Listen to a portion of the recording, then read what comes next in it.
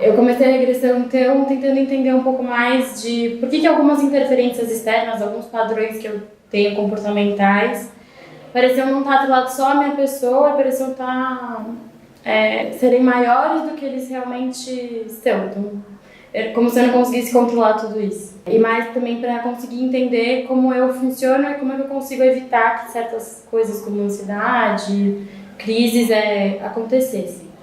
Quando eu era criança, eu tinha medo de cachorro. Eu estava andando de boinhas lá no meu bairro e aí um cachorro avançou na grade e me mordeu. Só que eu era muito pequeno, então surgiu essa necessidade, porque assim, quando você é criança até dá para relevar, mas depois você fica adulto, sabe? Você tem, 15, 20 anos, sabe?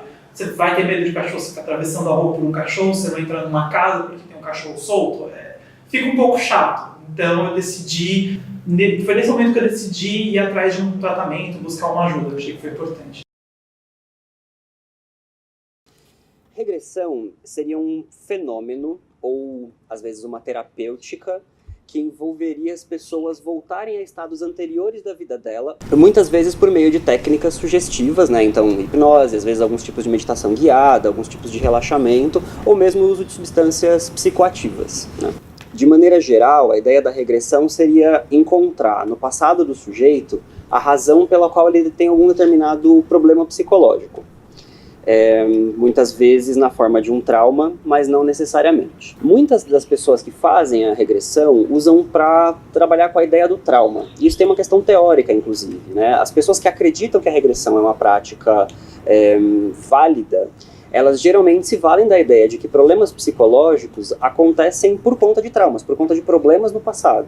E aí, quando você recupera esses problemas, acessa eles e permite que a pessoa reviva, ressignifique, tem vários nomes para isso, ela se livra dele. Imagina uma tela de cinema, imagina um parque, imagina uma praia, imagina um cenário que você se sinta confortável, que faça sentido, e aí você vai projetando imagens, projetando lembranças, e aí ela te convida nessas lembranças, tipo assim, e você tá perto de um cachorro, e ele tá perto de você, e você não sente nada, você não sente essa angústia, pra você tá tudo bem, e ela vai, conversando com você, ela vai assimilando a ideia na sua cabeça aos pouquinhos, entendeu? E você se coloca na situação, só que dentro da sua cabeça. Tem alguns tipos possíveis de definição de regressão. Tipos mais comuns envolvem, né, as pessoas que lidam com a ideia de vidas passadas, né, então de vivências ou vidas passadas, que são conceitos mais religiosos. Por um outro lado, tem toda uma linha que também pode ser questionável, mas de pegadas mais cognitivas, né, então de pessoas que tentam de fato acessar a partir de memórias que podem ser reais, quais são os contextos, né, que as pessoas que estão ali, né, quais são os clientes, os usuários do serviço, o que eles de fato passaram e quais eram os repertórios que eles tinham para lidar com os problemas naquela época de um suposto trauma que eles podem ter tido.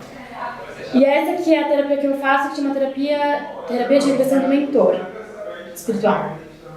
E é como se o seu anjo da guarda, seu protetor, te guiasse por essa regressão e ele escolhesse quais seriam as cenas que você vai ver mediante as perguntas que você faz. E aí, ao longo das sessões, eu fui meio aprendendo a relaxar e a me soltar para que eu conseguisse, por exemplo, ver uma pessoa que foi meu namorado em 1980 e que estava bravo comigo porque a pessoa que eu era naquela vida, abandonou ele. Quanto mais complexo um assunto mais difícil dar respostas muito objetivas de sim e não. O que acontece é que a prática da regressão, ela não tem evidências para que ela em si provoque mudanças psicológicas positivas. Entretanto, quando a gente vai pensar como que funciona a psicoterapia, como a psicologia de maneira geral funciona, a gente vê que a relação com o terapeuta, a compatibilidade de certas crenças, das expectativas da pessoa em relação ao tratamento, são de fato o grande motor da mudança. A questão a gente não tem estudos que demonstrem que a própria prática da regressão tem um poder em si.